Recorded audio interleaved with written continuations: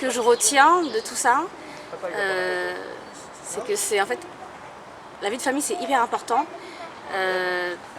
Dans la vie d'aujourd'hui, dans la société dans laquelle on court beaucoup.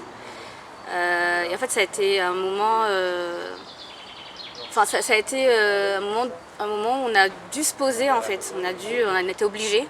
Tout le monde était à l'arrêt. Et voilà, ce que moi je retiens, c'est qu'il faut se concentrer sur les choses les plus importantes.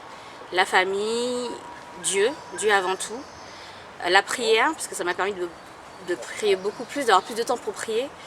Donc le bien-être aussi, c'est des choses hyper importantes. La santé aussi.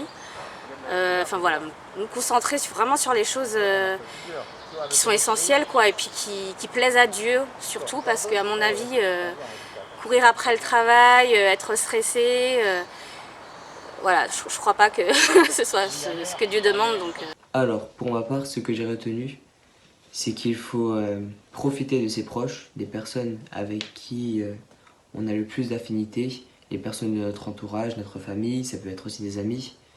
Et c'était assez dur pour certains, même pour la majorité, de ne pas pouvoir voir certains proches et des amis, bien sûr. Pour avoir été confiné chez soi, c'est une expérience très difficile, mais il faut s'accrocher. Ben moi, la première chose que je retiens, c'est le regard des gens sur le monde hospitalier. Les gens ont découvert que on avait besoin de tous pour que le service fonctionne. Il n'y avait pas que les grands professeurs, il y avait aussi les aides-soignantes. Que retenons-nous? Alors déjà premièrement que nos familles sont le plus important parce que c'est vrai qu'elles nous manquent le plus dans ces périodes d'isolement. Et aussi je pense que je retiendrai personnellement le fait que finalement, je trouve que les êtres humains sont plutôt de bonne nature et quand on les guide correctement, assez solidaires dans l'épreuve. Alors ce que je retiens de cette expérience inédite, déjà dans un premier temps négativement, c'est le fait que l'économie se soit arrêtée et que les entreprises entre guillemets n'ont pas fait leur chiffre d'affaires, tout ça, et que pour nous-mêmes, on n'a pas pu concrétiser nos ambitions durant 2 mois. Tout a été à l'arrêt, franchement ça a été très compliqué. Et positivement, c'est que le confinement nous a rassemblés, je trouve, et que on prend beaucoup plus des nouvelles de nos proches. Et ça, c'est un truc qu'on ne fait pas souvent. Voilà, ça permet de se rendre compte qu'on a besoin de Dieu pour pouvoir avancer.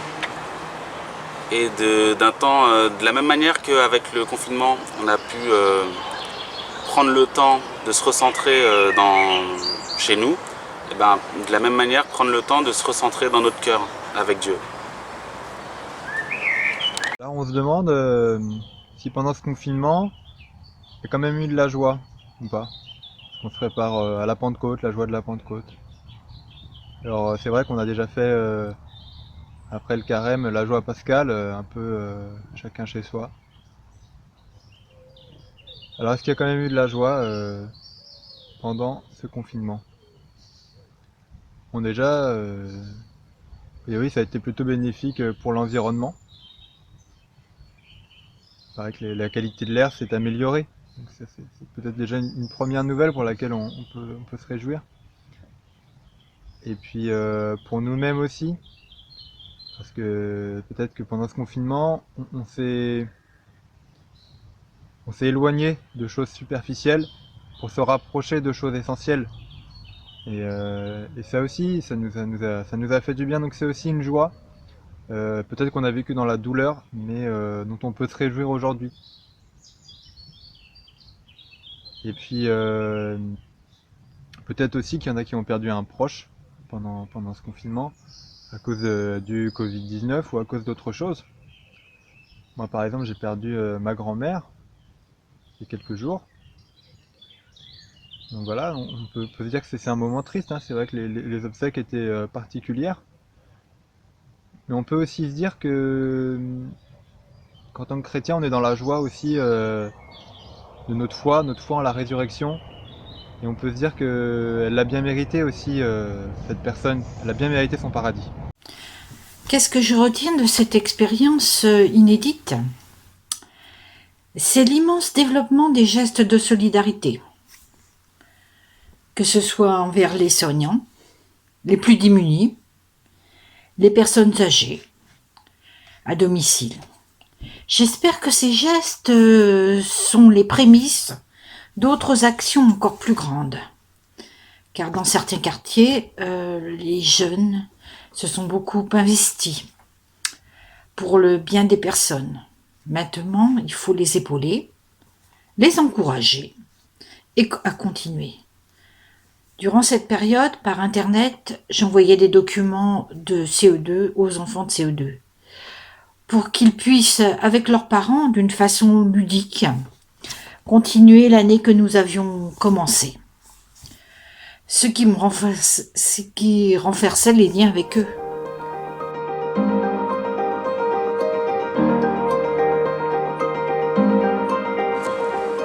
Donc, dans nos vies, ce qui a changé, donc, c'est la relation avec les autres, puisque c'est plus pareil en fait, même si c'est un retour à la normale, un déconfinement, mais ça sera plus pareil. Et voilà, ça nous permet d'être plus attentifs au prochain, puisqu'avant on était un peu dans une course folle, et là ça nous permet de revenir pas à pas vers le prochain. Ce qui a pu changer dans nos vies, par exemple, pour nous chrétiens, c'est le fait de ne pas pouvoir aller à l'église communier entre frères et de ce partage, voilà, avec le Christ. Après, cela ne nous empêche pas de prier chacun individuellement, bien sûr. Mais je pense que ça a été très difficile, voilà, pour aussi l'équipe pastorale dans l'église. Notre mode de travail, que jeune professionnel, on est tous en télétravail, donc c'est déjà un gros bouleversement. Et puis aussi, je dirais, l'importance qu'on porte peut-être au fait d'être chez soi. Eh ben, pendant ce temps de confinement, moi j'ai été surpris par la créativité des gens pour inventer de la solidarité et des soutiens divers et imaginatifs. Vraiment, c'est des gens qui ont trouvé des astuces, les coiffeurs, même les circuits courts. Ce qui a changé dans ma vie, c'est le silence qui a régné autour de moi. J'ai été très sensible. Les oiseaux qui sont revenus que l'on entendait chanter. Et la nature qui reprenait ses droits. Les messages journaliers de mes amis qui me souhaitaient une bonne journée. Les voisins avec lesquels on discutait tous les jours. Les coups de téléphone de diverses personnes qui s'inquiétaient pour ma santé. Les messages des enfants du caté. Ce confinement, il nous a permis de nous poser des questions sur notre rapport au temps. Combien de temps je passe à faire ceci, à faire cela? Combien de temps je consacre et combien d'amour je consacre à ma famille, à mes proches, à moi-même, à mon travail? Combien de temps et d'amour je donne à ce qui me semble essentiel pour moi? Et est-ce que ce temps et cet amour que je donne, il me semble en cohérence avec l'appel du Seigneur? Bien, en tout cas, ce confinement nous a permis de se reposer ces questions-là, de trouver peut-être de nouvelles réponses. Alors, ce qui a changé dans ma vie, même dans nos vies, parce qu'on est en famille, d'être moins speed. Moi, ça m'a fait du bien parce qu'en fait, j'ai pu vraiment me poser avec ma fille et voir ce dont elle avait besoin, surtout au niveau scolaire, de passer des moments avec elle, des choses qu'on ne faisait pas avant, vraiment même faire beaucoup plus de jeux à la maison, voilà, lire ensemble, voilà, c'était des choses qu'on faisait mais très très très peu, quoi, et en tout cas pas assez longtemps. Mais là, vraiment, on a pris le temps de le faire et c'était vraiment agréable, quoi. C'est ça qui a changé, en fait, dans ma vie, c'est que me dire que le temps passé avec les enfants, ou même avec voilà, sa famille, à passer du temps au téléphone, à appeler aussi ses proches, appeler plus souvent les proches. C'est important parce que des fois on est trop centré sur soi-même et voilà, c'est ce qui a changé, c'est prendre plus soin des autres, appeler les autres. Alors ce qui a changé principalement dans nos vies, c'est que malgré toutes les restrictions qu'on a eues, malgré tout ça, on peut quand même survivre, quoi. C'est ça le maître mot. On peut survivre, on a de quoi manger, on a un abri, voilà, on a franchement toutes les conditions nécessaires pour survivre. Qu'est-ce qui a pu changer ma vie? Ma vision des choses. Ma vision des choses, notamment par rapport je dirais pas par rapport à l'hygiène, mais je dirais par rapport à l'ensemble même de tout ce qui se passe au niveau environnemental. C'est-à-dire, on a pu constater quand même que la nature reprenait un peu le dessus lors de ce confinement-là. Donc ça m'a quand même montré l'impact que l'être humain avait quand même sur la nature, et ça me pousse à envisager le changement de mon style de vie, certaines modifications, comme moins rouler en voiture. De parler plus au téléphone. Ok. Je parlais en vrai. Ok. Ça marche, ok. Bon, du coup, c'est vraiment prendre le temps de connaître ta famille, de plus échanger en face à face plutôt que par téléphone, c'est ça? Oui. D'accord.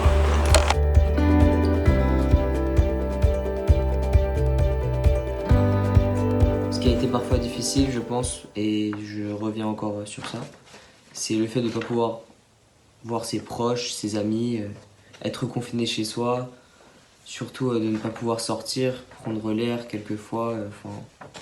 C'était assez difficile, des choses que l'on fait au quotidien et que l'on ne pouvait pas faire, voilà, que l'on ne pouvait pas effectuer. Et c'était assez difficile. Qu'est-ce qui a été difficile? Pour moi, le plus difficile, c'est de ne pas avoir de vie sociale. C'est de ne pas pouvoir sortir faire mes courses. C'est ma fille qui les faisait pour moi. De ne pas voir physiquement mes petits-enfants et mes enfants. Heureusement, les messages vidéo existent. J'ai la chance d'avoir un jardin. Cela occupait mes journées. Ce qui était difficile, c'est le fait de rester enfermé. Au début, on est à l'aise, on se dit on va faire ci, on va faire ça, on est assez... moi, au début, voilà, je me suis dit, bon, je vais m'organiser de telle manière, ça va être bien. Et puis, à la longue, on constate qu'en fait, on a besoin de sortir, quoi. On a besoin de voir autre chose. C'est ce qui a été difficile, c'est d'être patient. Parce que bon, même si on prend du temps en famille, c'est bien aussi de prendre du temps aussi pour sortir, quoi. De voir d'autres personnes, ça fait du bien. Donc voilà, ce qui est difficile, c'est de rester enfermé, quoi. On n'est pas fait pour rester enfermé, donc voilà, ça a été la difficulté. Mais après, ça a été. Ce qui a été parfois difficile, nous, mon appartement, donc on sort un peu moins par nature. La maladie aussi, c'était difficile. Et oui, je dirais le fait de ne pas pouvoir sortir, retrouver sa famille, retrouver une vie sociale.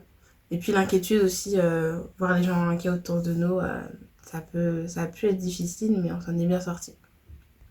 Alors la difficulté a eu le travail, la vie de famille, puisque tout était englobé dans une seule sphère. Le travail, la famille, les loisirs, si on peut dire. On était aussi limité géographiquement, donc voilà, réapprendre à vivre ensemble, c'est pas évident tous les jours en fait. Qu'est-ce qui a été parfois difficile? Rien. J'ai pris du temps pour lire. J'avais jamais vu autant de TV ou de replay. J'ai découvert Arte TV, replay. Mais en même temps, il y a quand même une chose de difficile, c'est que l'inactivité m'a invité à la flemme, jusqu'à surprendre le père Philippe lorsque je me suis allongé sur une serviette, là, dans l'herbe, et avec les graines des poules, et que les poules sont venues à mes côtés. lycée. Parce que, pourquoi le lycée en particulier? Parce qu'on ne peut pas avoir notre ami,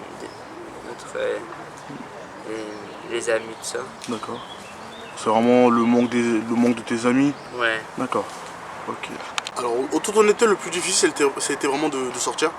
Moi, qui suis quelqu'un qui fait en général du football américain, je fais du football américain, je sors beaucoup, je vais souvent voir mes amis.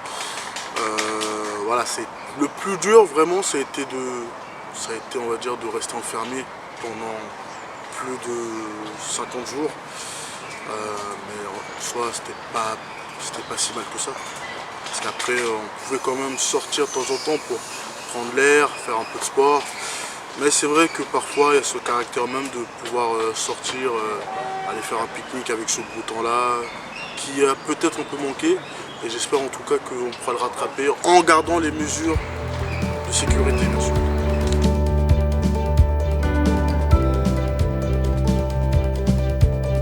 Alors j'ai un message pour tout le monde.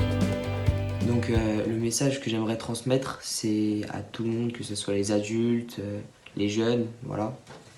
Tout le monde doit bien profiter des personnes âgées, des personnes dans leur entourage, qu'elles soient âgées, jeunes, voilà. Parce que la vie peut s'arrêter n'importe quand, enfin on ne sait pas, on ne connaît pas l'avenir, donc voilà, il faut vraiment profiter des personnes que l'on a autour de nous, et puis voilà, et vivre une vie à fond, voilà. Et surtout de garder espérance, parce que ce n'est pas parce que ce virus-là nous a empêchés d'assister aux messes qu'il faut non plus s'éloigner du Christ. Mais il faut vraiment rester en prière et rester en union avec toute l'Église, même, j'ai envie de vous dire, toute l'humanité. Rester en prière avec eux, parce que tout le monde était malheureusement touché. Donc le plus important, c'est de garder espoir. Comment ces élans de solidarité continueront? Parce qu'il y a une crainte quand même, c'est une crise sociale, une crise de rencontre avec les gens, que les gens ne se précipitent pas trop pour aller voir leurs amis et disperser le virus.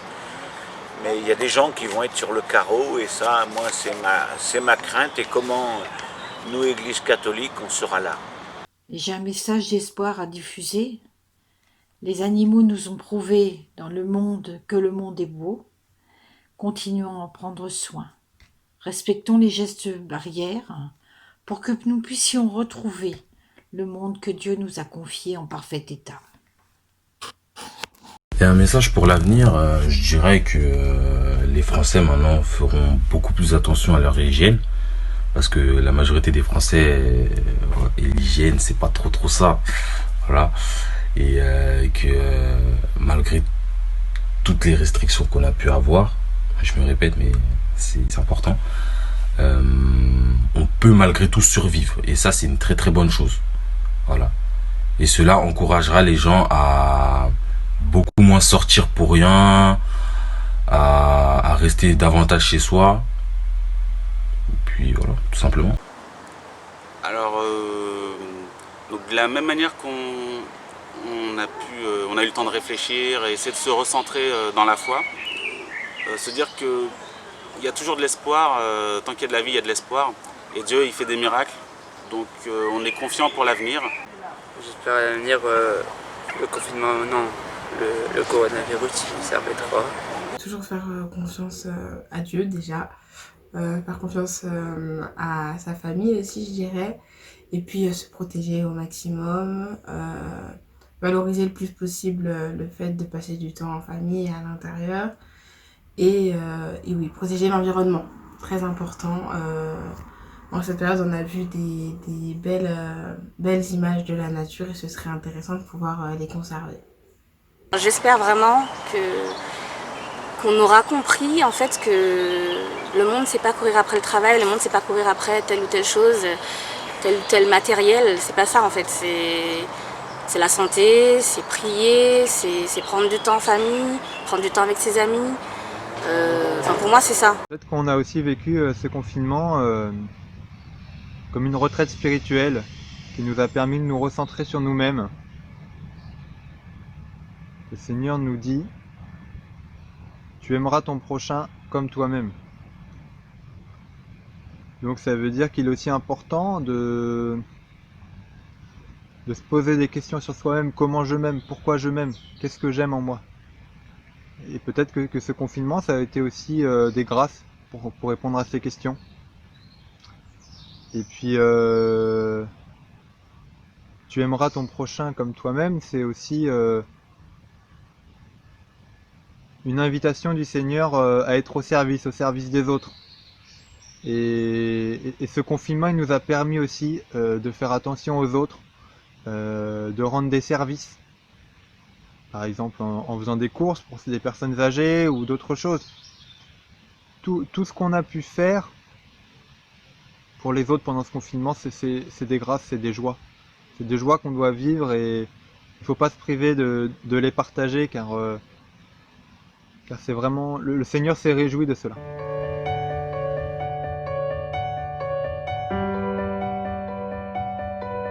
J'ai envie de faire la fête, j'ai envie de m'amuser avec ma copine, j'ai envie de aller à l'école, j'ai envie de sortir, j'ai envie de faire beaucoup de choses dehors, revoir ma copine, les appeler, tout ça. J'ai envie de faire beaucoup de choses que plus le coronavirus parce que c'est très important de prendre de l'air.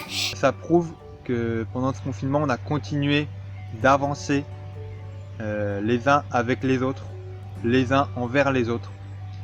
Et ça aussi, c'est une bonne nouvelle, c'est une grâce. Amen. Voilà ce que je voulais partager, simplement, bref et court. Mais bon, fin de confinement, mais en étant prudent. Amen. Respecter les consignes de sécurité, Indigène. Merci beaucoup. Au revoir, merci.